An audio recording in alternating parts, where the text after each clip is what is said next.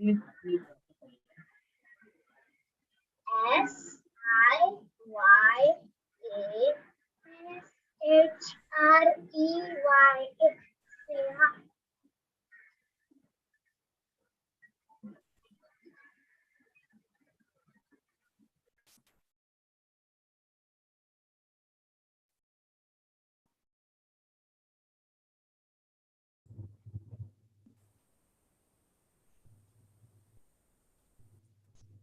Welcome, Swamiji, to the webinar. Namo Narayan. Namo Narayan, Swamiji. Namo Narayan to everybody who's already joined. Thank you so much for joining before time. We will just wait for another 2 minutes, allowing time for all the participants to join in. And then we can start. For everybody who's already joined in, this is also being broadcast live on YouTube. If you want to share it with your friends.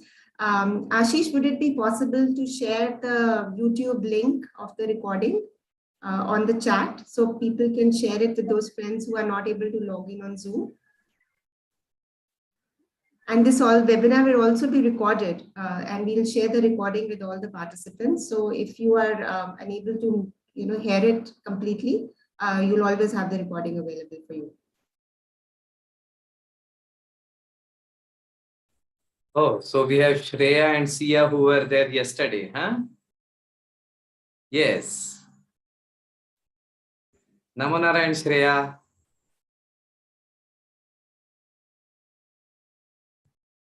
Namo Narayan. Namo Narayan. Namo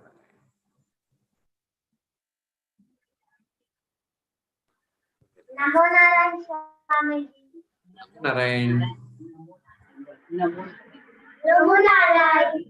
Namo Narayan ji. So did you enjoy the class yesterday? Yes. Yes. Huh? So we will be having much more fun. And today we will be having a little bit of fun and little bit of talking also happening today.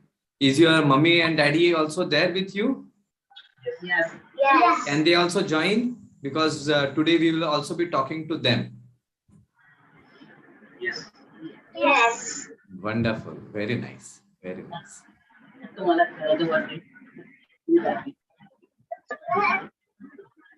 So, Swamiji, should we start?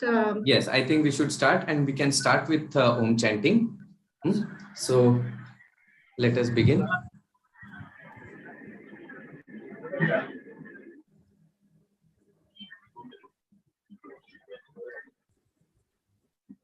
Please sit in any comfortable meditative posture with your hands on your knees in Jnana or Chin Mudra. Head, neck, shoulders, back, all in a straight line. Eyes and mouth gently closed. Become aware of the whole body from the top of your head to your toes. Awareness of your head, neck, shoulders, arms, chest, back, abdomen, legs, the whole body.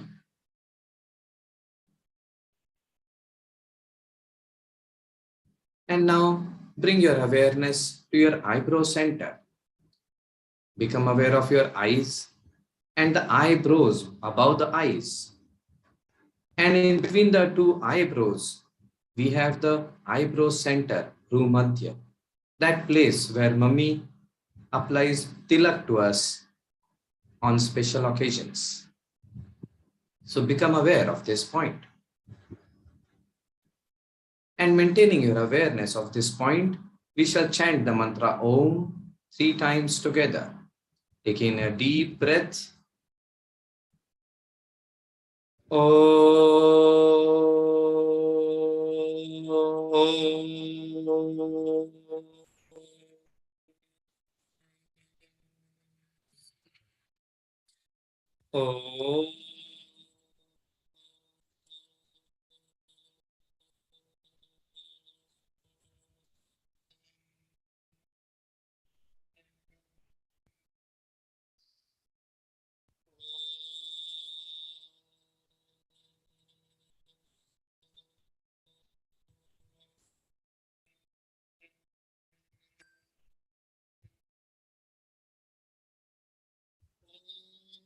Sahana Vavatu Sahanau Bhunaktu Sahaviravahavai Tejasvinavadhitamastu Ma Vidvishavahai. Om Shanti Shanti Shanti Harihi Om. Hari Om Tat Sat. Bring your palms together, rub them against each other nicely, generate some nice warmth in your palms, and then place the palms on the eyes. Observe the nice warm feeling coming in the eyes.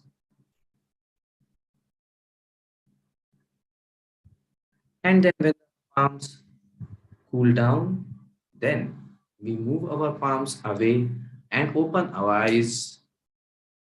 Hari Om Tat Sat. Namo Narayan. Namo Narayan. A warm welcome to all the little friends who have come today. So we have Shreya and Sia, we have Siddhi, we have Satya, and we have many others. So welcome to everybody. Swagatam. I'll briefly do the introductions, Swamiji, and then I will hand over, we'll start the Q&A. So welcome to the orientation program for Yoga for Children. My introduction first. I am Shilpa Roy Kota, mother of two, an entrepreneur, a homemaker, and a seeker.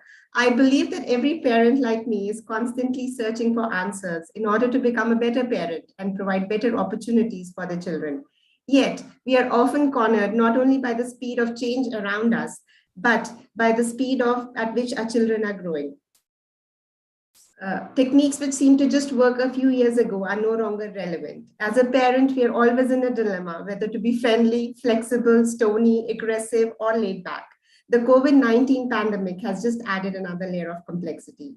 As life slowly crawls back into normalcy, parents are wondering where to draw the line, how much screen time is good enough, how to manage young children who have not seen the outer world for 2 years, what is the right balance between work and life, and the list goes on. To answer questions like these, we have with us our esteemed guest, Dr. Swami Yogic Practices Saraswati. Swamiji, as we fondly call him, is the founder of Satyam Simran Yoga Research Foundation. He is a disciple of Paramhansa Swami Satyananda Saraswati. He is a medical doctor by his training and a sannyasi and sevak by the instruction and grace of his guru. He was initiated into the Dashanani Sannyasa tradition by Swami Niranjananda Saraswati. Prior to establishing Satyam Simran Foundation, he served as the Tapubhumi of Swami Satyananda Saraswati in Rikya for 2 decades. During his time here, he undertook various multi-speciality medical camps, nutrition camps for women, children, etc. He conducted many educational and therapeutic workshops and engaged in children yoga camps, helping children discover and befriend their innate natural self. In addition to other seva at the ashram, where he developed a deep understanding in yoga and Vedanta. Responding to an inner challenge he received from his guru, Swami Yogic Practices, then set forth into the next phase of his sannyas life, for which he also set the Satyam Simran Foundation, based out of Badlapur. The foundation is a seva-oriented organization dedicated towards empowering individuals in particular and the society in general. This is achieved by a scientific, systematic, and practical incorporation of yogic principles as expounded by Swami Satyananda Saraswati. It is an honor for me to host Swamiji for this webinar. It has been a real privilege being associated with him and learning under him. It is also a unique opportunity for me to ask these questions from a point of view of both a parent and a child. Not so long ago, I was a child myself, and I recall my frustration of trying to adapt in an adult world. When I see my children going through the same emotions, I know it is time to look for some answers. We will be starting with the Q&A with Swamiji now. If you have a question that you would like to ask, please share in the chat window. We have reserved the last 30 minutes of the webinar for open Q&A. The questions will be answered in the end, depending on the availability of time. In case the question has not been answered during the webinar, we will surely revert to you with Swamiji's response within 1 week. The webinar is also being recorded, and the link of the recording will be shared with you. Okay, so we are ready for the Q&A, Swamiji. So I will start with the first and probably the most important question. But before all of that, Swamiji. a warm welcome to all the children who have come here. So, Namo Narayan and welcome to all of you. It was very nice to see all of you. And yesterday we had a very nice session. And today we will do a little bit of discussion. And maybe if time permits, we also will do a little bit of some more fun practices. And then from tomorrow, we will be having some more activities. But before that, a little bit of discussion so that we understand what we are doing, why we are doing, how do we do all of that. A little bit of discussion first. Yes, Shilpa. Great. So the first and most important question that I'm sure the children are thinking about it, isn't yoga supposed to be for old days? Can children enjoy doing yoga? I think this is a misnomer which has been asked multiple times and it has been answered multiple times. But yes, it still keeps coming up. No, yoga is not for old people. In fact, Swamiji used to say yoga is specially for children. Why? Because children are the one who are actually starting in life, who are beginning the life. And yoga is all about bringing in that energy so that we can reinforce ourselves and make our life enriched and fruitful. So what is the use of enriching the life when you have already spent the entire life? So that is why yoga is especially important for the younger generation, for all the kids and kids who are in body and spirit, and also kids who are kids at heart. So it is for everybody. Great. So are the children on the camp convinced? Are the parents convinced that yes, we should do the yoga camps? Okay, wonderful. Thank you, Swamiji. So the next question we have is, how do we define yoga and is it relevant in our lives both as a parent and as a child? There are so many definitions of yoga that one can actually write an entire book on it. But the definition which our Param Guru Swami Shivananji, means my Dada Guru, my Guruji's Guruji, Swami Shivananji, he gave a definition and he said yoga is balance or harmony between the head, the heart and the hands. So when you have balance between these three, then that is what is yoga. And I feel that this is the most appropriate and useful definition. We have all read yoga is yuja, comes from yuja and joining and connection, all that.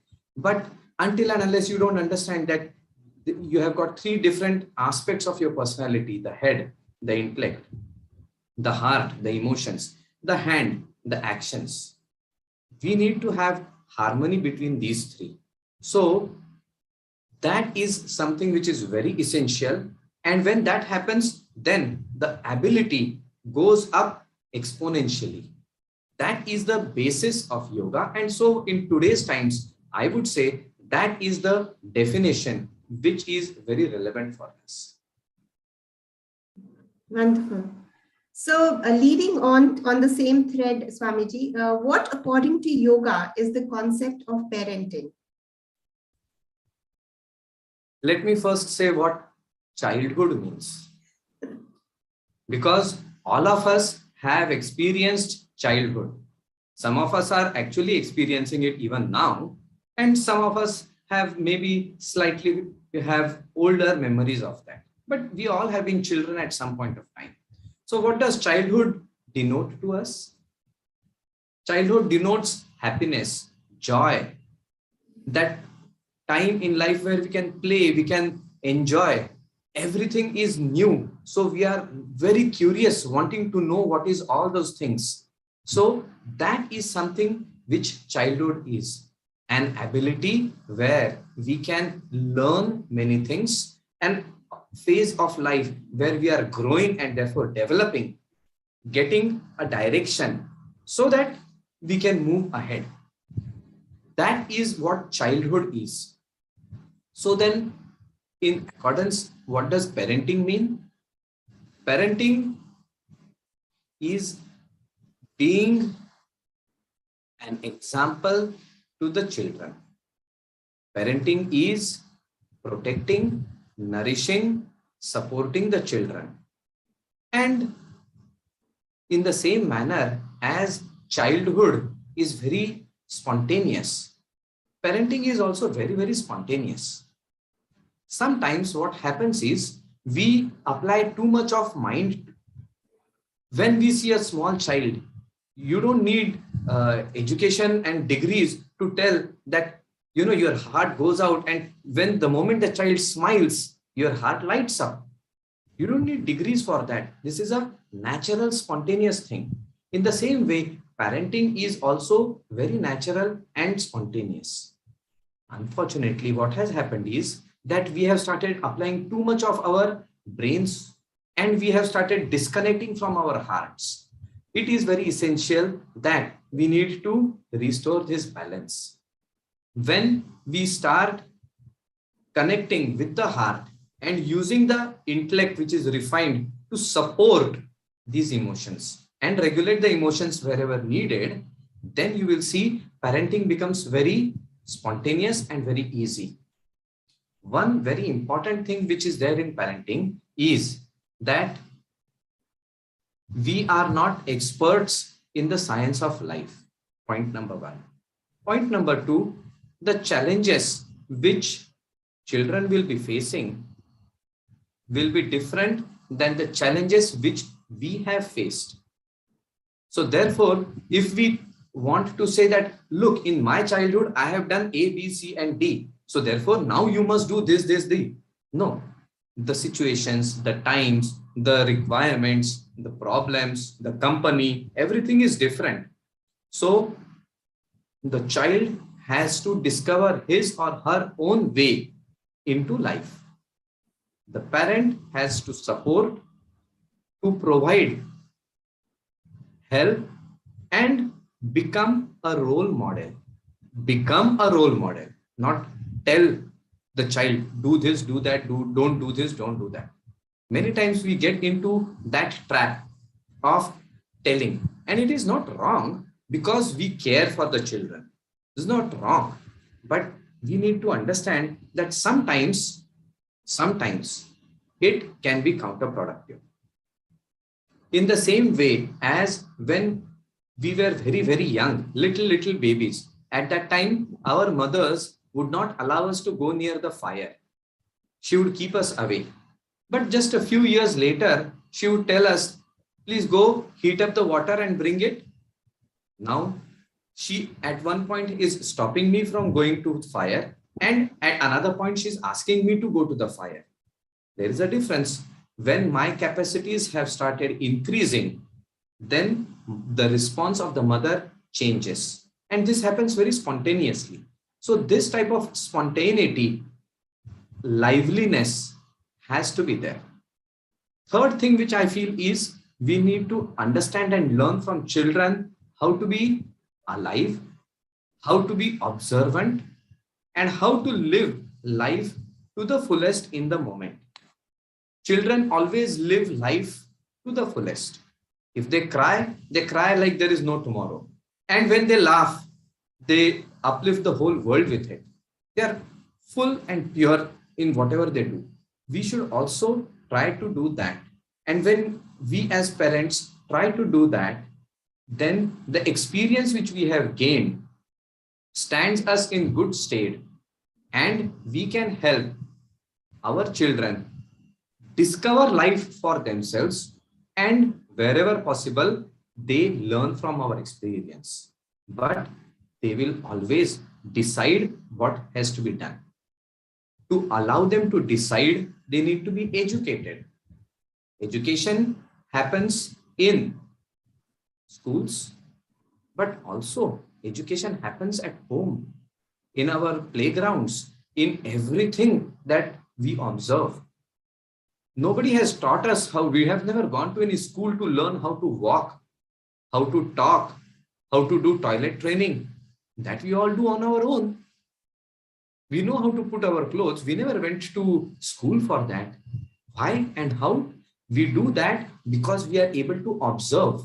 And you will see that whatever mannerisms you bring in, children pick it up very quickly.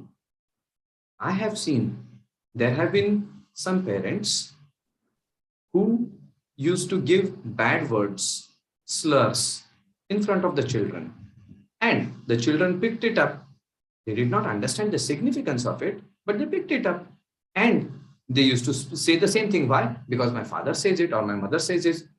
And it was appropriate, inappropriate. Now, no matter how much somebody will tell him, don't say this, don't say that, the child will not understand, and child feels conflicted because he sees his father or mother do something. And on the other hand, we don't have anything which tells us it is wrong, because if my father is doing it, it has to be correct. You see, we have to start thinking like children. When children observe us as parents, then they put us on a very high pedestal. It is very essential for us as parents to start becoming role models. Instead of telling children what they should do, live the life you want them to live. And you will see, you never have to tell them. They will pick it up on their own. They will understand, they will observe, and they will surprise you with many insights which comes. So I think the best form of parenting is to take it as a wonderful experience, as a learning experience, and as a refresher course into childhood with the knowledge of our experience. So when we keep it that way, keeping it light and fun, then parenting becomes more responsible, becomes knowledgeable, yet we prevent ourselves from falling into the trap which all parents might fall into, of becoming over possessive and smothering the children. That, I think, is very essential.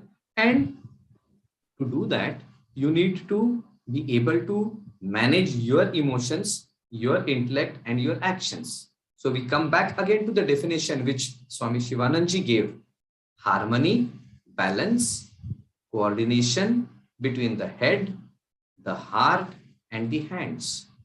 So when we have this balance, this symphony, then there is music. And if there are any jarring notes, then the music becomes noise. So this is what I feel is the simplest definition to being a yogic parent, or the yogic concept of parent. Wonderful. I think it's a wonderful opportunity for us parents to learn through the experience of our children, as you said. Thank you so much. So the next question we have is, what is the significance of implementing yoga in the formative years of a child's life? Come again. What is the significance of implementing yoga in the formative years of a child's life? Very good question. Very good question.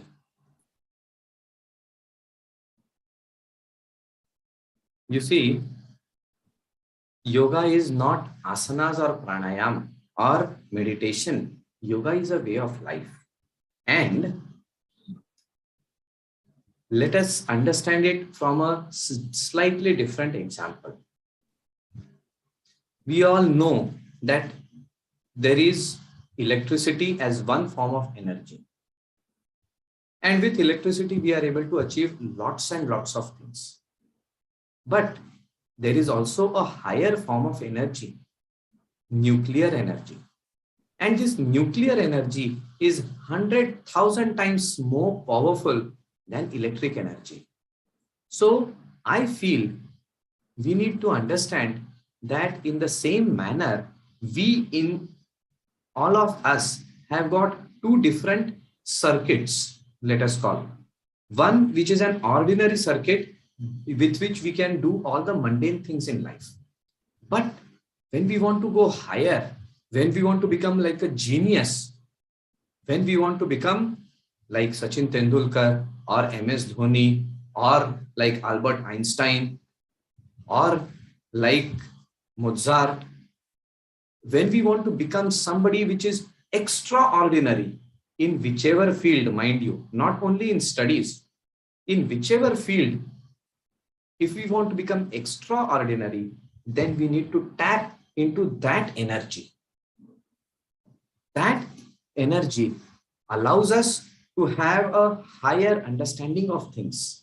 And when we have a higher understanding of things, then automatically the energy allows us to do things in a different manner. That, I believe, can be implemented in our life only when yoga is brought into the formative ages. When for example, when you are casting concrete, you can shape it into a very beautiful shape of a swan or of a bird or of anything, as long as the concrete is liquid.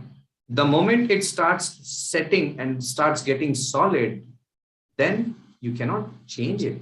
Then it is fixed. And no matter how much you try, it's not going to move. Then you have to break it. So the childhood is the formative age.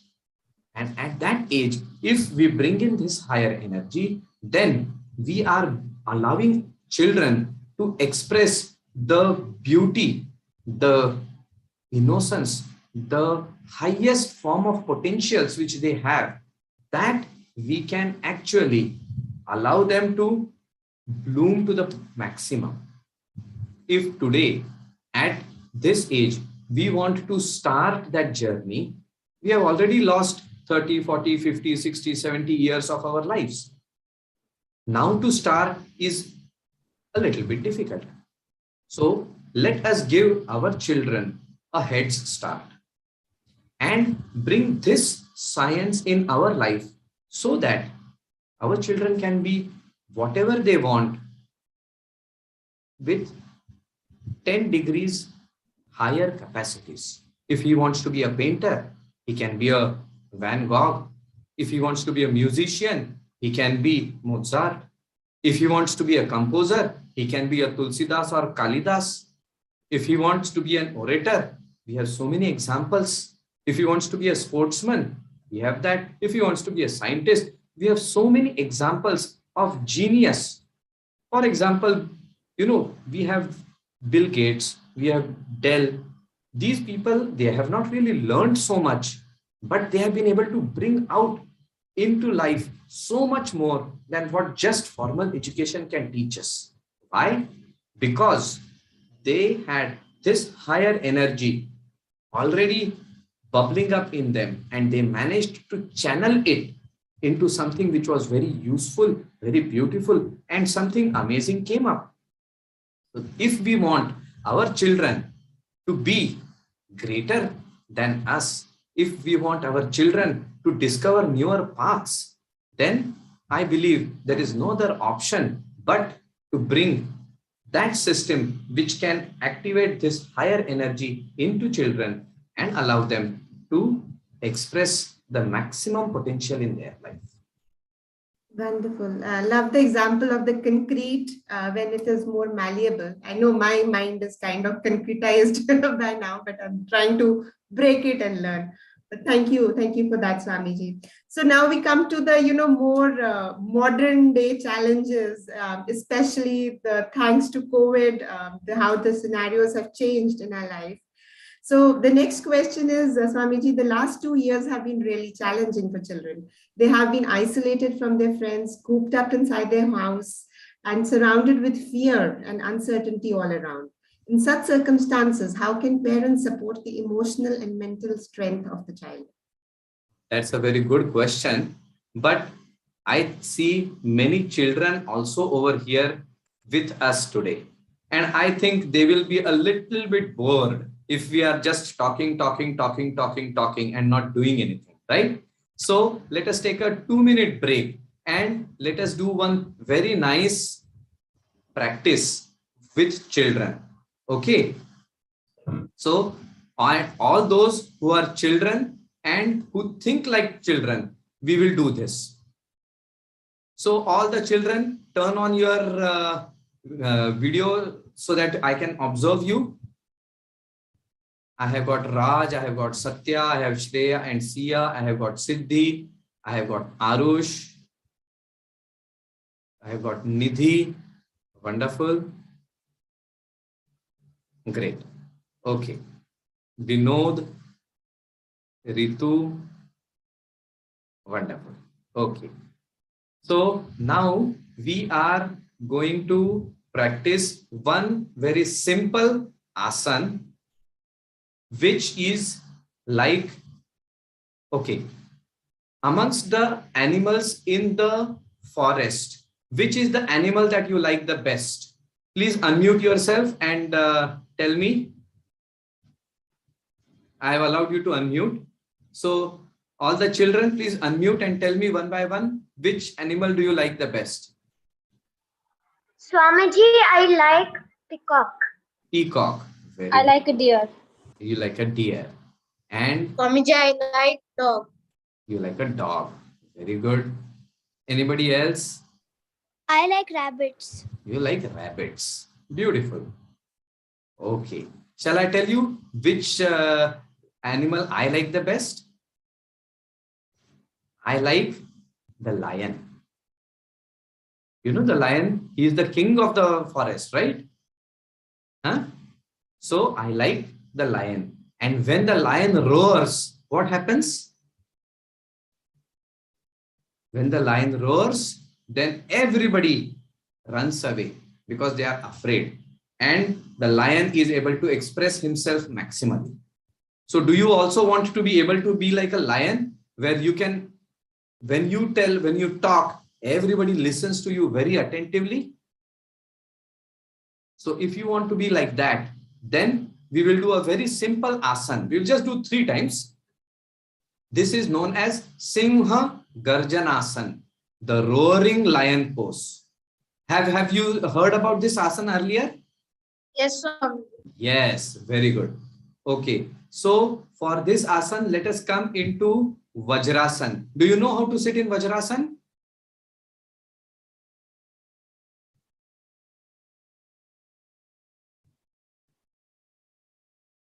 Yes, Swamiji. Yes. Okay, so all of you sit in Vajrasana. Once you are in Vajrasana, then move your knees away slightly so that there is about 6 inches gap between the knees. Yes, Nidhi has done it beautifully. I will just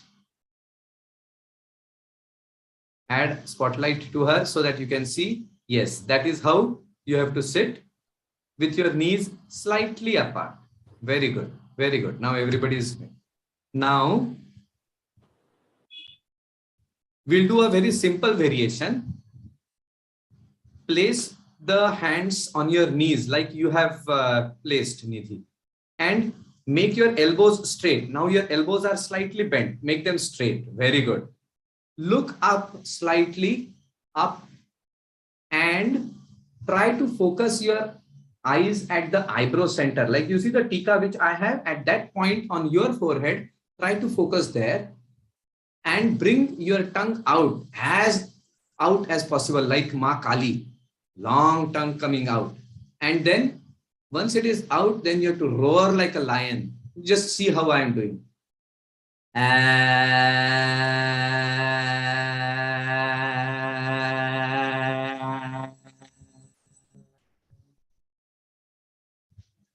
Have you understood? Yes. Okay. Okay. So let us begin. All the children and also those who are children at heart, sit in Vajrasana. And if you can't sit in Vajrasana, sit in any comfortable posture and bring your hands on your knees. Make your elbows straight. Then look up slightly. Turn your neck back slightly. Bring your tongue out and make a loud roaring sound.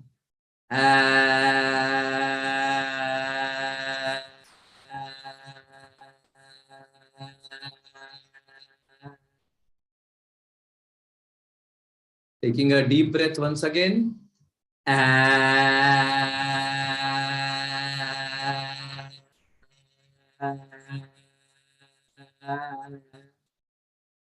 Last round.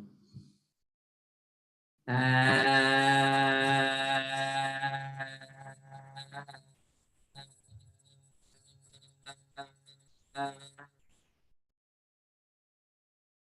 bring your next, let it come straight. Let your elbows bend slightly. Your shoulders are relaxed. Close your eyes gently and just visualize that you are in the forest and you are like a lion roaring away. And everybody is listening to you very intently.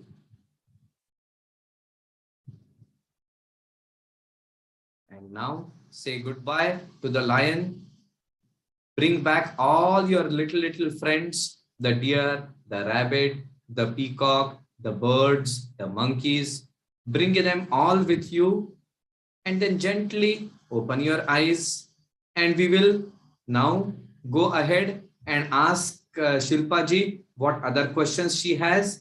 And then we will again, after some time, have a little bit of practice once again.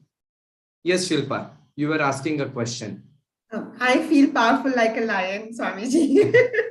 That was amazing. Thank you. No, this is, you see, it seems very simple, but it is a very powerful asana. This allows your lungs to develop. It allows your throat to develop. It clears any congestion in your upper face and upper cavities. And as you had said, I think you had asked a question about emotional and something like that. Can That's you right. repeat that question? Sure. So we were talking about, the last 2 years have been very difficult for children, and they've been isolated from their friends and cooped up inside the house. And there's been fear and uncertainty about the future. So, that's been very stressful for families and especially for children. So how can we help children to build their emotional and mental strength in times like these? So first thing is this asana, Singha Garjanasana, helps in whatever emotional blockages are there within us, they come out.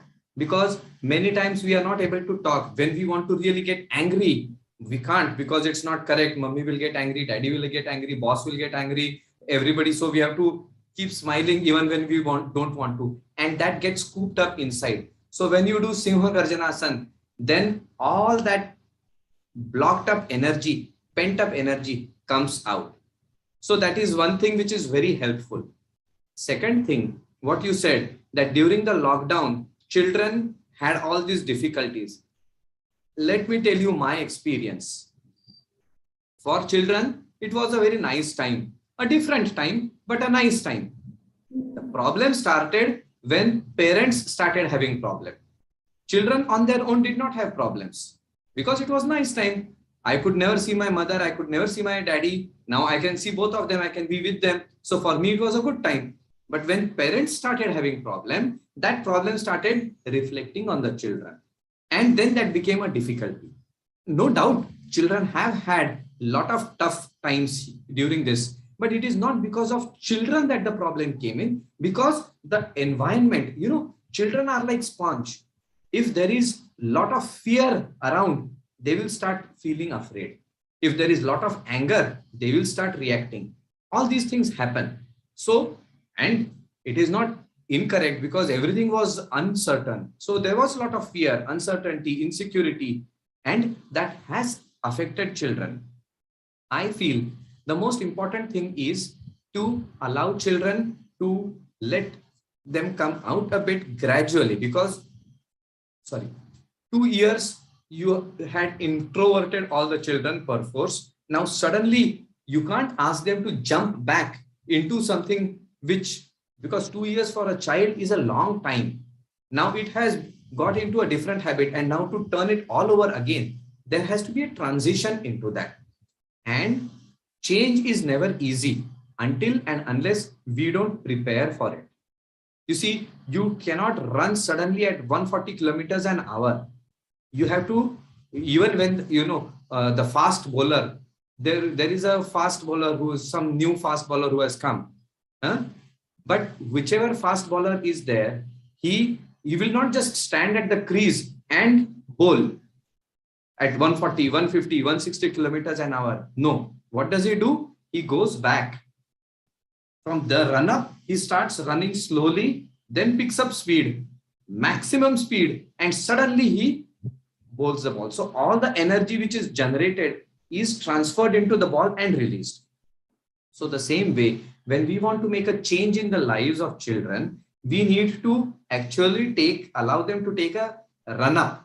Once they take a run up, then they will be able to perform. You ask them to stand and then throw at 150 kilometers an hour. No bowler can do that. Nobody can do that. To be able to make this transition, we should use yogic practices, because yogic practices allow us to make that change very easily. You know, that setting which I was speaking about, the concretization, it reverses that concretization and allows us to again become flexible, open, receptive, and aware and ready for change. So appropriate yogic practices and little bit of exercise, good diet, and a nice conducive atmosphere at home and in society. These all are very essential so that children can have a very nice experience and they can learn from this experience.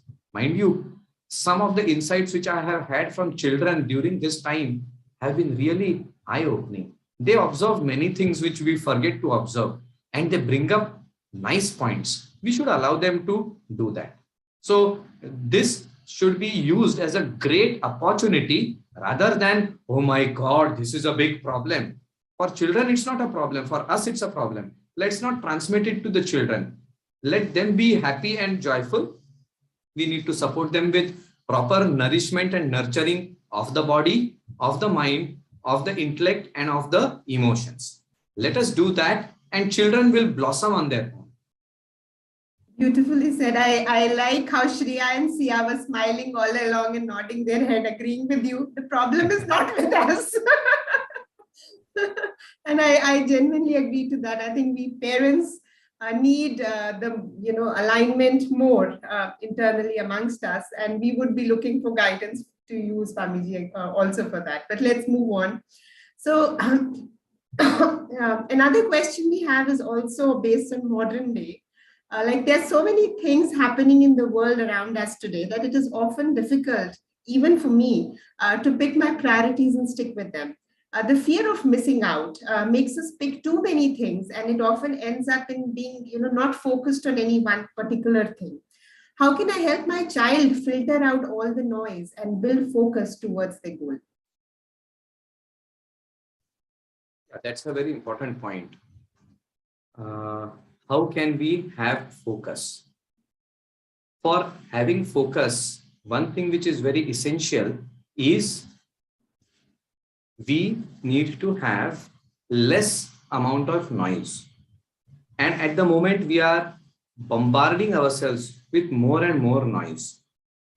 We have information from internet, we have information from parents, we have information from friends, we have so much of information. Many times this information is also mutually contradictory. So then it becomes very difficult. Is this right or is that right? It's not very easy for anybody to choose, especially for children. So that is something which we will need to look at.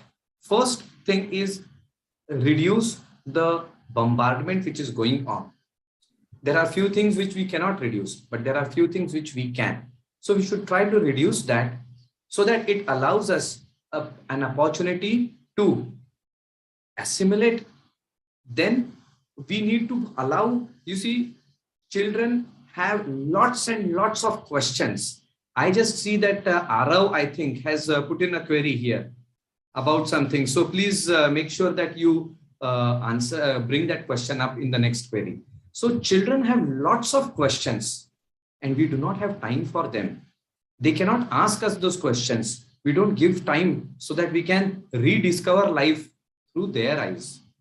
Instead of trying to, allow them to discover life through our eyes, we have to rediscover life through their eyes. our knowledge, our experience, because there are many things which we have learned sometimes the hard way. And certainly we don't want that if we have burnt the hands in fire, that our child also burns the hand in fire. But we must know that it is my experience, and from my experience, I have learned. The child doesn't have to have the same experience, but since he has just learned it as an information, that information is not going to be strong enough trigger for the child to make a shift. So we also have to allow children to explore, to make some mistakes, because remember, it is only through mistakes that we learn. I will give you a very nice example. You know, all of you know about the mobile phones, right? This gadget which is revolutionized the world. This system was started by who discovered telephones first? Can anybody or any of the children tell me? Do you know who discovered the telephone? Does it ring a bell? Alexander Graham. Aha, perfect. Who was it? Swamiji I. I, but I don't know who I is. Swamiji Satya. Satya. Very good. Very nice, Satya. Very nice. You rightly said.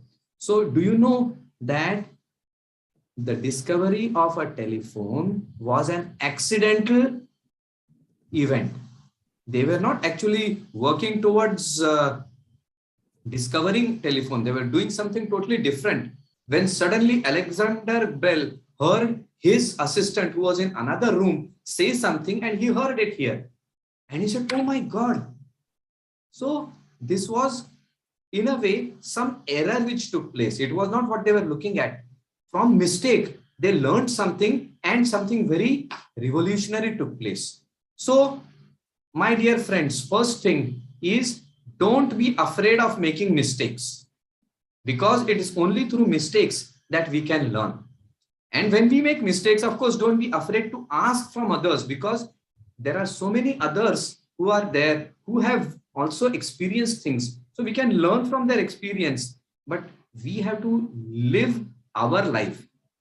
My mummy, my daddy, my brother, my sister, my uncle, my aunt, they are not going to live my life. I have to live my life. So if I have to live my life, I need to know things. Just they knowing and they telling me is not sufficient. Yes, I can learn from that. I can understand that, but I have to look at it and I have to understand it myself. Just because your mother has told you how to tie a shoelace, we have seen it so many times. My mummy ties such a beautiful shoelace. But does it mean that immediately the first time I tried putting my shoelace, I put it as beautifully as all?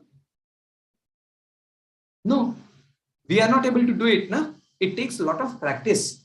So therefore, just knowing, listening, hearing, observing is not sufficient. We need to do it.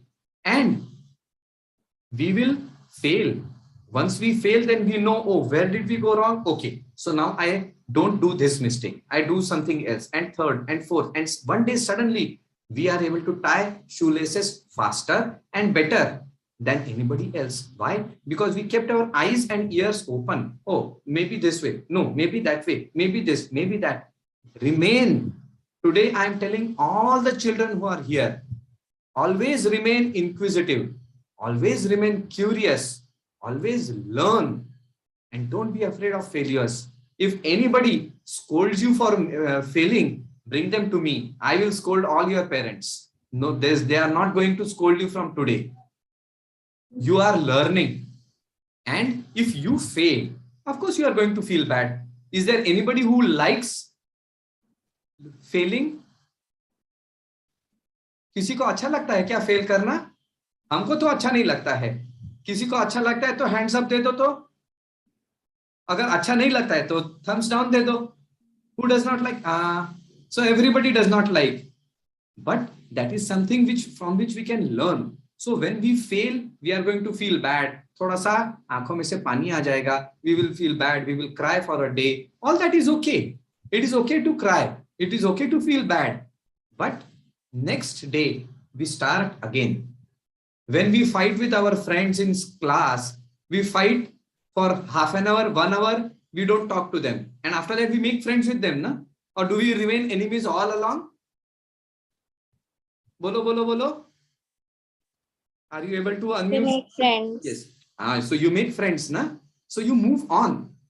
कल की दुश्मनी थी, लेकिन आज की दोस्ती है. So in the same manner, my failure yesterday is yesterday's failure. Why should I make it today's failure? And let me tell you, amongst all these elder people, who want to tell us, do this, do that, this is one thing which they don't know. All children, in one moment, they will smile, and they will smile so beautifully. Everything is, all fear, all sorrow, all unhappiness just gets dissolved into it. But these adults, how long does it take them to smile? First, they will think, is it correct to smile? Should I smile this way? Should I smile that way? वो सब करते रहते हैं. बच्चे तो है, फट से एकदम से मुस्कुरा देते हैं, हंस देते हैं. सब. So adults have actually forgotten many things. So when somebody starts scolding you, tell them that, look, Swamiji has told that from today, nobody is going to scold us because we are going to learn on our own. When we want something, we will ask you, yes, what is the answer of this? Is this can be done this way, that way, that way, that way, so that we can learn from their experience. We don't have to start from inventing zero again. We don't have to become Alexander Graham Bell. Do you? Otherwise, all this technology of no use for us. Then we have to start all over again. So we have to move ahead. We have to learn from other people also. But it is my life. It is our experience. So don't let other people hijack it, take it away from you. And for the adults, this is something I would like to tell them, that yes, there will be challenges. There are challenges because we have imposed those challenges on children. And due to those pressures, there is a lot of difficulty. Tell me any child who listens to a beautiful melody and he's in 2 days times or 4 days times, he's not able to replicate it. Immediately, very quickly, they will replicate it. So there is no difficulty in the focusing. Focusing badhiya se hota hai. Even today, if I ask you, please tell me the details of calculus, you won't know. But if I tell you, please tell me a specific movie song which you like very much, immediately you will be able to tell, right? That happens because our mind is aware and it keeps on picking things. But there are some blocks which we put in. So instead of trying to focus and put your mind here and exercise for focusing, we have to exercise so that all the extra unnecessary stuff, pressure goes away, and then my nature comes up. I'll give you a small example. You see, when we were in Swamiji's ashram, in Guru ashram, it was in a very, very remote place. There was hardly any electricity. So what happened? We used to have those lanterns, the kerosene lantern. So there would be a bit of a wick, and that wick with a knob we had to turn up so that the light comes up. Have you seen a kerosene lantern, any of you? Hey, bacha party? No, you have not. Has anybody seen a kerosene lantern? No. Somebody has seen. Very good. If not, then you can search on YouTube. What is a kerosene lantern in olden days? Then you will understand my story better. So in a kerosene lantern, there is a glass covering the lantern. There is a wick which we turn on. We light the wick, and we have kerosene from the bottom which keeps coming up and lighting the light. Now, if we turn on the candle too much, what happens is it starts becoming black. And this black, it coats the glass. And when the glass is coated with this black, which is called as soot, S-O-O-T, soot, then the light starts going down. Now it is funny. The more we take it up, trying to increase the flame, the darker it becomes. And it doesn't help by increasing the flame. What do we have to do? If we want more light to come out, we have to reduce the flame, take the glass out, clean it nicely, remove all that unnecessary stuff which is there, and put it back. Focus, light, brightness, jyoti, all comes up on its own. So if we want to allow children to focus, allow children to concentrate, allow children to become confident, allow them to manage these emotional and mental problems, first thing is we let go of the external pressures and let their original nature come up. And once it comes up, then slowly again. And whatever soot, dark, kajal has come on the side of the glass, we need to take it out and clean it. Once we clean it, then it goes away and beautiful, nice bright light comes in. So that is what we need to do if we want to allow ourselves to focus and remain one-pointed. I hope that answers your question, Shilpa. I think you are muted. Apologies, yes. So I think beautifully answered, Swamiji, and we will definitely share a video or a picture of the, the lantern with the children so that they understand the analogy better. We have about 5 minutes more, Swamiji, in our Q&A. I am taking up the last question from our side that we had received from other parents.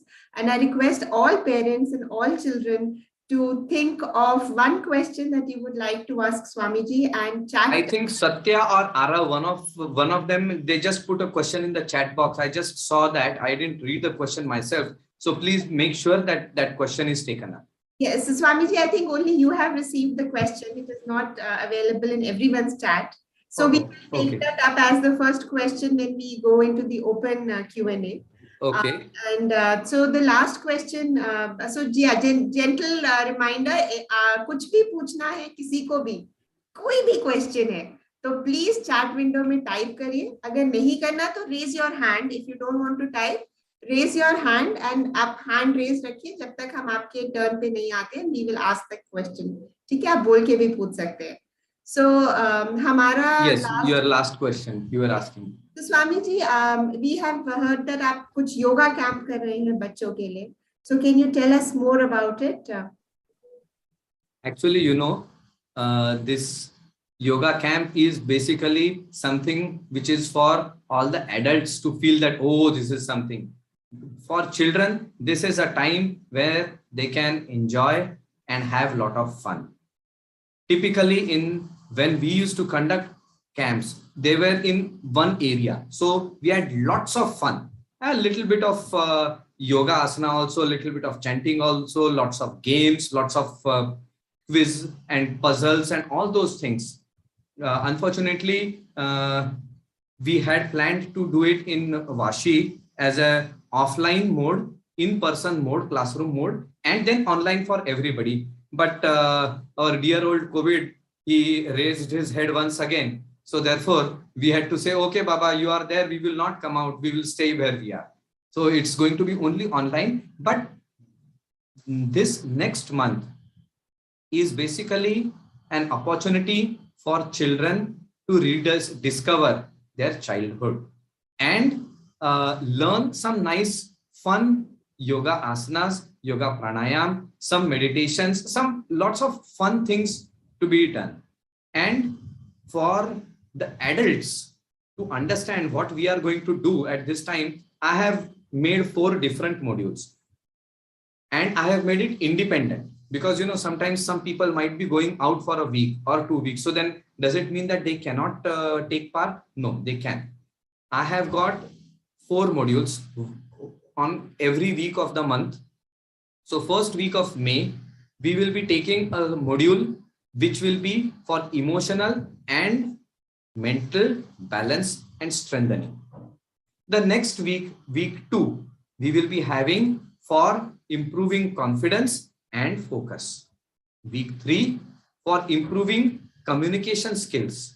Because many times we try to tell something, but what we say what we want to say and what the person has understood. See, there are three different things. I am saying one thing, I wanted to say something else, and the person understood another third thing. And then it becomes difficult because I thought that I am saying, please pass me the butter. And then somebody just passed me salt because he heard salt. So now I am saying, why are you giving me salt? But he is saying, I thought you said salt. And in my mind, I was thinking, it would be nice if I can have cheese. But instead of cheese, I said butter. And he heard salt. And now I'm having to eat salt. It becomes gadbad. So how can we improve our communication skills? That is the third week. And then the fourth week is how can we unleash the creativity within us? And when I was writing about this, all 2-3 parents, they came running to me and said, Swamiji, don't say just unleashing creativity, because all our children, they are very creative, but they are doing a lot of badmashi and they do all khatarnak creativity. Let us actually have some positive creativity. So for them, I said, yes, okay, because otherwise they are not going to say yes and we can't have fun. But creativity is creativity. There is no positive, there is no negative. Krishna, he was such a notorious fellow. He would pull the hair of one person, break the matka here, do this, do that. He was not positively creative. Was he positively creative? Kyun ji? Huh? Was he positively creative? वो किसी का कपड़ा खींच लेता था, तो किसी का चोटी खींच देता था, सब चीज ये बदमाशी. Or he used to think up of so many things which nobody would ever imagine, and suddenly it would come up. So creativity is creativity. There is nothing positive, nothing negative. But if we allow this creativity to come up and have expression in childhood, then it doesn't get cloistered up, doesn't get bottled up. And we know when we keep anything bottled up for a long time, it starts going bad. If you keep sabji in a jar and just keep it and leave it for 1 or 2 or 3 weeks or 4 weeks or 1 month, after 1 month, will the sabji, will the vegetables be nice and tasty, or will it be dirty and smelly? It will be dirty and smelly, na? So the creativity energy, if we bottle up and put away, it will be a problem. And all these people, when they grow up, then they start doing the khatarnak type of creativity, which becomes dangerous. And when we become adults and we do khatarnak creativity, then we land up in jail. But when we are bachas, then there is no problem. We can do everything. It's all okay. Childhood is that time when we can be fun, we can do masti, we can do everything in a limit, of course, but all is okay. And that is the time when we are actually learning, because my mind is continuously active. If he has done this, how can I do something better? How can I do something different? So my mind is active. And then later on, as age increases, this creativity gets channelized into something which is very helpful, very positive, and very uplifting in life. So there are these 4 modules, and I will request you to share it with everybody. So क्यों अभी बोले हैं भूल जा सकते हैं. So share it with everybody, and we will be having it 3 times a week: Monday, Wednesday, Friday. Lots of fun, lots of games, a little bit of practice, because if you don't do practice, all our parents are not going to let you come. You'll say, अरे खेलने के लिए तो हमेशा इधर उधर जाते हो, वहां जाने की क्या जरूरत है? So we'll be playing and we'll do a little bit practice, so that when we go back, we can say, yes, I learned this asana and I learned that asana also, right? So that is how I have created these 4 modules by which we can learn, we can allow that light to come up and express itself nicely, beautifully, and then something extremely beautiful, graceful, amazing, and extraordinary will come up. Because Swamiji used to say, every child is divine. Now it is up to us to know the divinity and to discover the divinity. So therefore, that is something which is very important. And these are the 2 things I would like all the children to remember. Point 1. If anybody scolds you, tell them that they are not allowed to scold you. Bring them to me, I will scold them. Point number 2.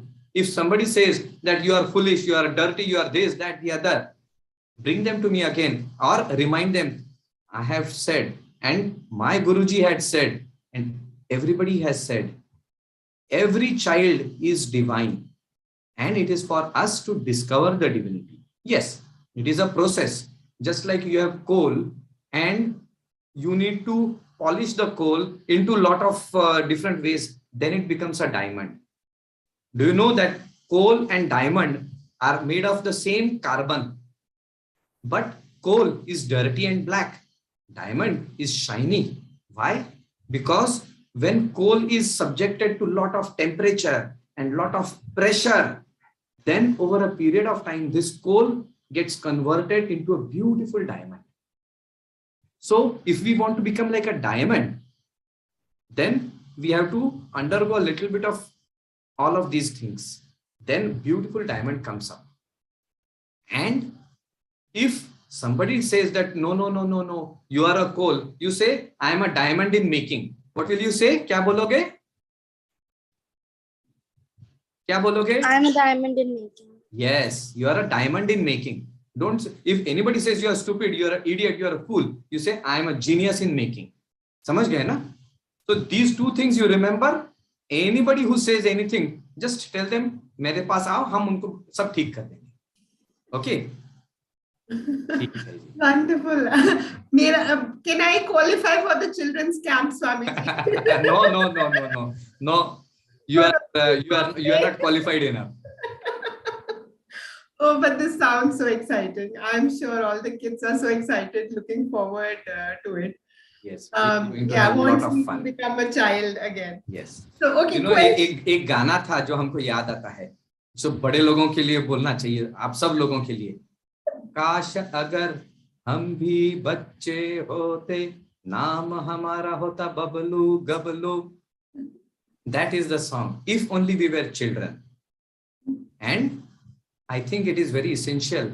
All the children allow us to become childlike once again. You see, there is a difference between childlike and childish.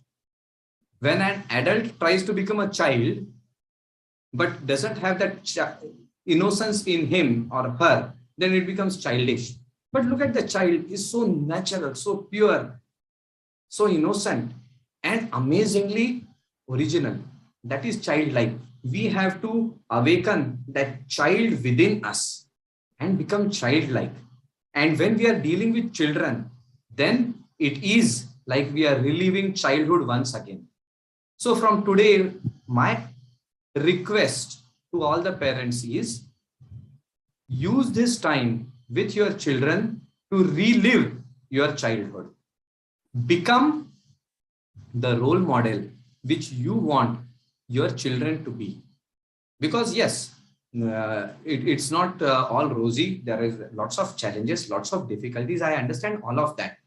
But if we become the role model for children, then there's not going to be any problem, because children will observe what we are saying, what we are doing, how we are doing. And mind you, somebody had asked me, I think you had also said, Shilpa, I feel, am I being a good parent or not? There is nothing as being a bad parent. Let me tell you, as long as you are very, very open and honest with yourself, the child will not let you become a bad parent, because there is divinity in the child.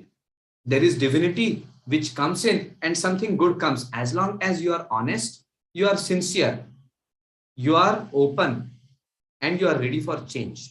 These four things, and you will see parenting becomes an amazingly enjoyable experience. Sometimes not so easy. I understand, because you have to jump into a child's shoes and then jump into an adult shoes, because if you go to your office becoming like this, they will say, "Arey, ye kaun bachcha aa gaya?" So yes, you have to, change the face, and it is difficult.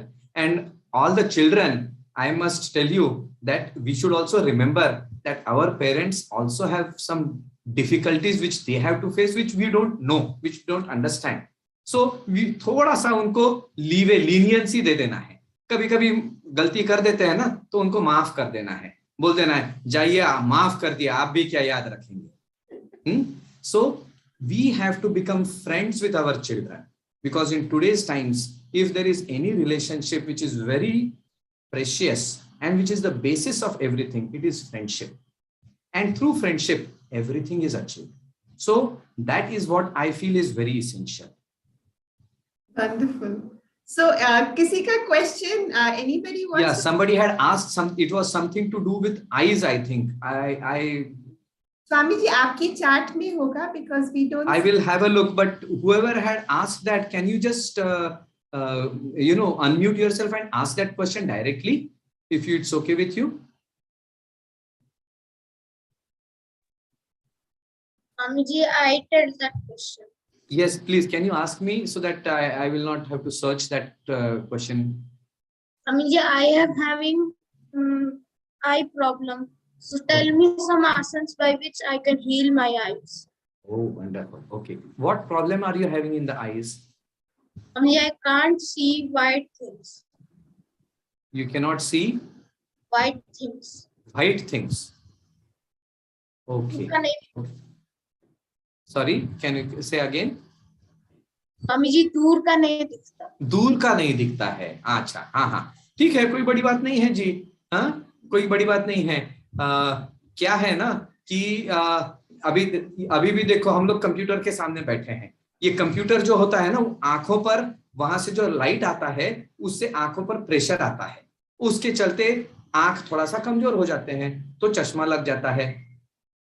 लेकिन अपने पास कुछ specific exercises हैं, जो exercise करने से हम लोग आंख को धीरे धीरे ठीक कर सकते हैं. अब एक दिन में तो ठीक नहीं होगा, थोड़ा समय लगेगा, उसको लंबे समय तक करते जाना पड़ेगा. लेकिन जब वो हम करेंगे, तब धीरे धीरे ये चश्मा का नंबर घटते जाएगा, और एक दिन आ सकता है कि तुमको चश्मे की जरूरत ही ना पड़े. एकदम आराम से हो सकता है, क्योंकि अभी हम तो बच्चे हैं, हम अभी बढ़ रहे हैं, हमारे शरीर में वो सब चेंज हो रहा है, तो बहुत संभव है. एक बार बड़े हो जाते हैं ना, तो उसके बाद थोड़ा कठिन होता है, लेकिन बच्चों में एकदम बढ़िया से हो जाता है. So we will deal with it, पक्का. What is your name? मुझे सत्या. सत्या. बस तो एकदम done deal. We will have some nice exercises. I had already planned about them, but अब उसमें ज्यादा जोर देंगे. I see even Arav has got glasses, है ना? Is there anybody else who is having glasses amongst the children? No. Okay. 2 people. No problem. ठीक है. Good. So we will have something very nice for eyes also. और कोई question किसी को कुछ पूछना है? Even the parents, if you have any questions, we have a last few minutes for discussion with Swami ji before we go on to a small meditation. So if you have any question, please feel free to ask right now. Yes, Nidhi, you want to say something? You can unmute yourself. ठीक है, okay. Okay, no problem. So, अगर किसी, even if you consider that, oh, you should have asked as an afterthought, if you have a question, you can send it to me over email. You would have received the joining details from my email ID. तो आपके पास मेरा email है. You can send your questions over email to me for another day, and we will try and get them answered by Swami ji. So Swami ji, over to you then. So much so for all this talking. Now let us do a little bit of practice. So I would like all of you, those of you who were there yesterday, you have done Tadasana. How many of you know how to do Tadasana? Yes. Okay. Very good. Chalo. So who would like to demonstrate Tadasana for me?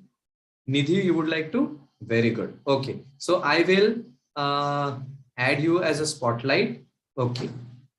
Sab log, everybody, young and old, we will do Tadasana before we go into a little bit of small relaxation. So first, stand, keeping 3 inches between both your feet. See that your feet are toes pointing forwards, not at an angle, but forwards. Hands besides the body. Close your eyes gently. And now sway your body slightly, a little bit to the left, then to the right, a little bit to the left, then to the right, and observe how the weight of the body shifts on both the feet. When you shift to the left, the weight goes more on the left foot. And when you shift to the right, the weight goes on the right foot. Do a little bit of shifting and slowly reduce the shifting and become totally stationary. Totally stationary. And observe that the weight is equal on both the feet. No partiality. Right is not favorite, left is not favorite. Both are equal. Once we see that the weight is equal on both the legs, then gently open your eyes, interlock your fingers, and then place the hands on your head, palms facing upwards. Correct. See how Nidhi has done it beautifully. Now, in this asana, today we will be doing Tadasana. In Tadasana, we have to become like a long, tall coconut tree. And the coconut tree has got leaves at the top and it goes to the skies. So we stretch our hands, raise our heels off the floor and try to touch to the skies. Stretch, stretch, stretch, stretch, and stretch. And then slowly down, slowly down, slowly down. Very good. Now, next time, what will we do? We can keep our hands free. We keep it here, but when you go up, let them go up and feel that they are like the leaves of the tree. So when keep them on the head, and as you go up, slowly raise the heels, straighten the hands go up and let them move like the leaves of the tree which are moving gently with the breeze. The hands are stretched up like to the skies and they are shifting. And then come down again slowly. Hands on the head, heels on the floor. Last round, going up, becoming the coconut tree, tall, long. The leaves are swaying in the skies. The hands are shifting like this and they're swaying. Nidhi, you can sway your hands like you were doing last time. Ah, beautiful. See, in the breeze, her hands are swaying. And then release and come down. Beautiful. She did so nice. Hands by the side, bring it down. Close your eyes. Again, observe the weight. Is the weight on the right side more or on the left side more? Now, gently, keeping your eyes closed, sit down in a comfortable posture. आराम से बैठ जाइएगा. Very good.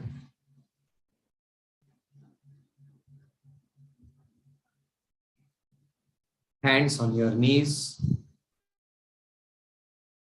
and observe your whole body. Just imagine that there is a little beautiful butterfly, and this butterfly is flying all around you. And this butterfly is sitting at different parts of your body. First, it sits on your head. Then it flies up again, goes on your neck. Again flies up, goes on your right shoulder. Flies up, goes on your left shoulder. Flies up, sits on your chest. Flies up, goes to the back. Again flies up, goes to your lower back. Again flies up, goes to your abdomen, on your legs, the whole body.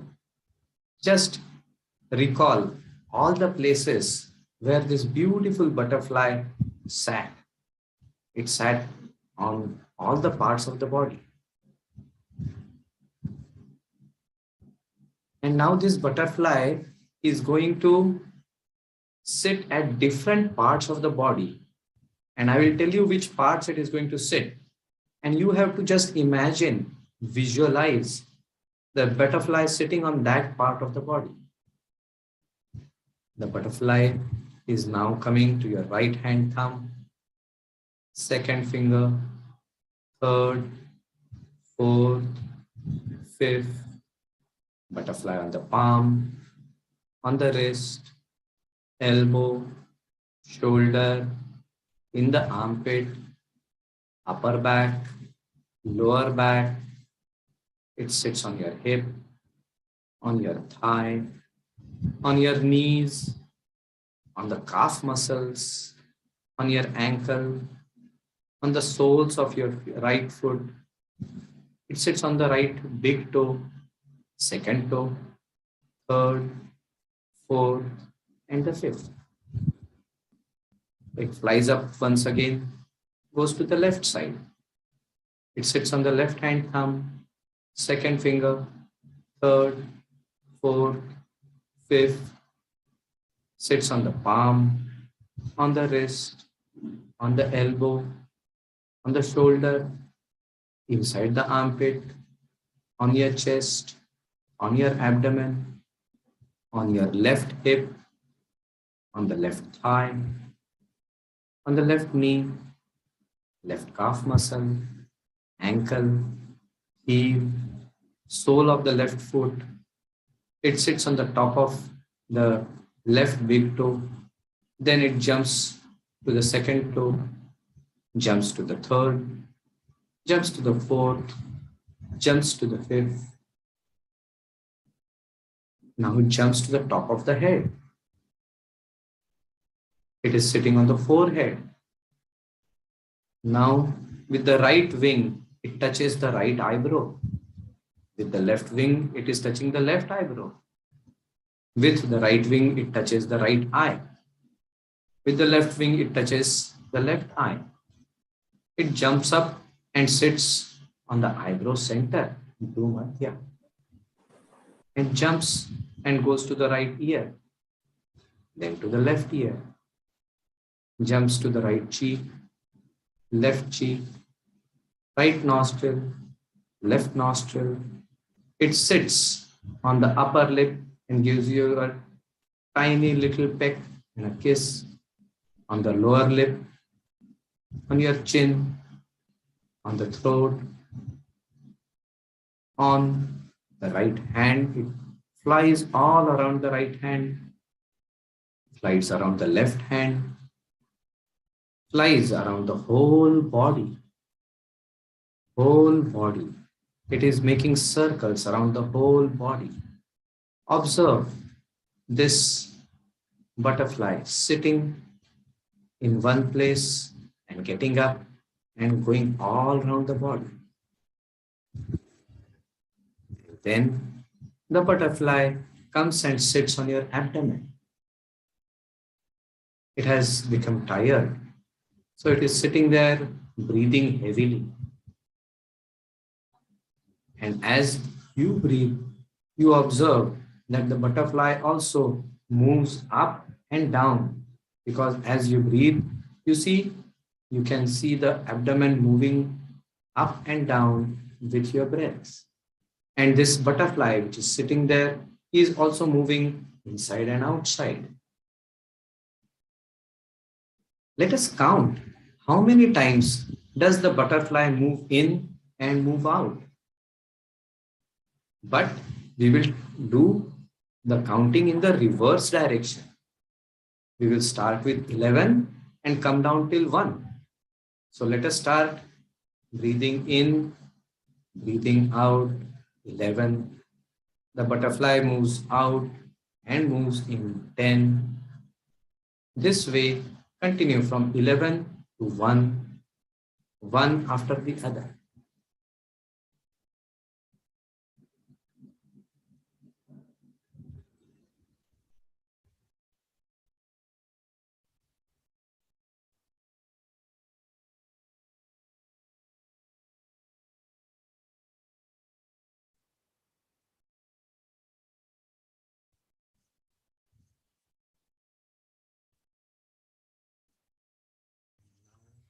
Continue breathing, but now observe that the butterfly has become very rested and fresh, and it is getting ready to fly off. It is saying bye bye to you, says that I will come tomorrow once again. Now I need to go back to my mummy. So the butterfly is flying off. Say bye bye to the butterfly. Bring your awareness to the eyebrow center, and here visualize this beautiful butterfly once again. So you have a nice memory of the butterfly, and keeping your mind on this butterfly, we shall chant the mantra Om 3 times together, taking in a deep breath.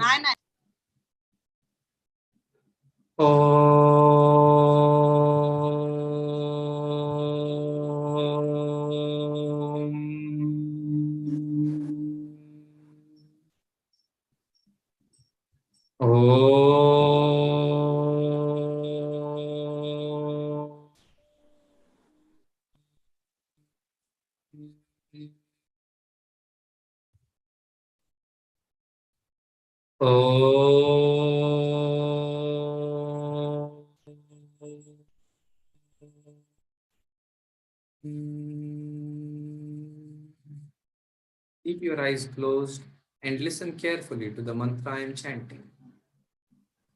Asato ma sadgamaya, tamaso ma jyotirgamaya, mrityorma amrutam gamaya, sarvesham swasti bhavatu, sarvesham shantir bhavatu, sarvesham purnam bhavatu, सर्वेषां मंगलं भवतु, लोकाः समस्ता सुखिनो भवन्तु।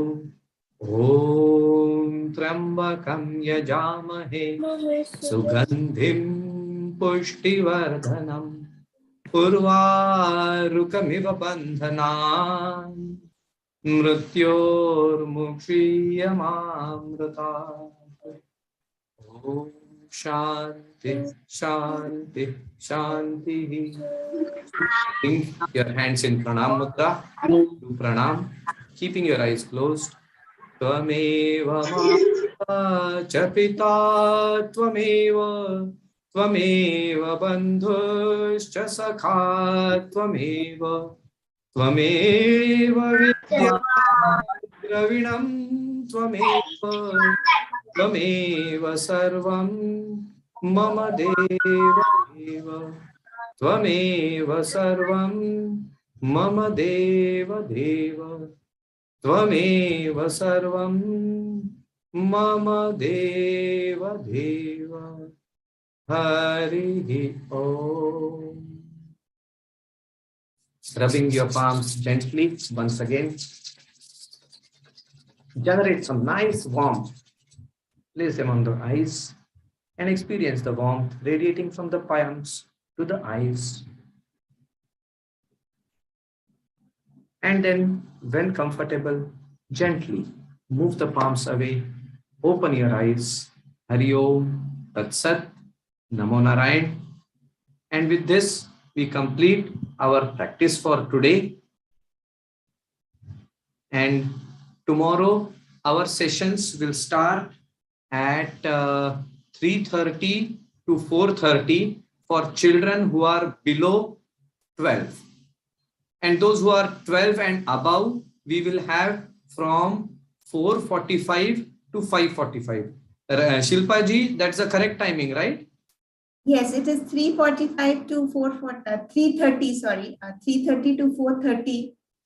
And 4:45 to 5:45. From 8 to 12 and 4:45 to 5:45 from 12 to 16 years of age. And I'm just pasting the link in the chat window right now.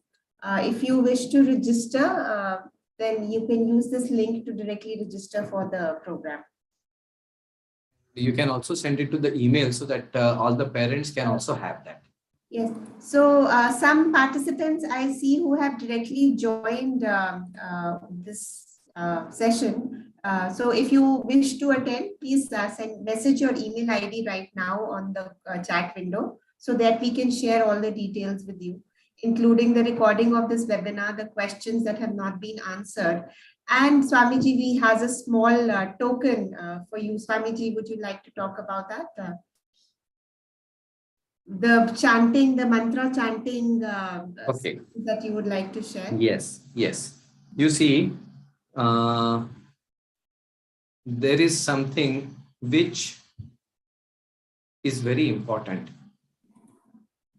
Mantra is very, very powerful. Mantra stimulates those centers in the brain by which you can remember very easily. I remember in our ashram, we used to have lots of children. They used to come from all the other areas around the ashram. And these girls, they used to chant various mantras. And some of these girls used to be very regular. So much so regular that even when they had exams, they would come, they would do the chanting and run off to exams. And we were all surprised that all those children who were so regular in chanting, even if they missed a little bit of study time, they were able to remember everything very quickly. Instead of having to learn so long, just reading it once, it just went zoom inside. That is because the mantra has such a powerful effect that all our centers start getting activated. So therefore, it is very nice if we chant mantras daily, and every day in the morning from 6:30 to 7, we do this chanting. And those of you who cannot do this chanting, there is a link in the YouTube channel. We have recorded this. So you can just put it on and listen to this. It will make a lot of difference in your life. If you want to become clever, intelligent, smart, strong, and courageous, all these things, just 15 minutes every day, and slowly everything starts happening.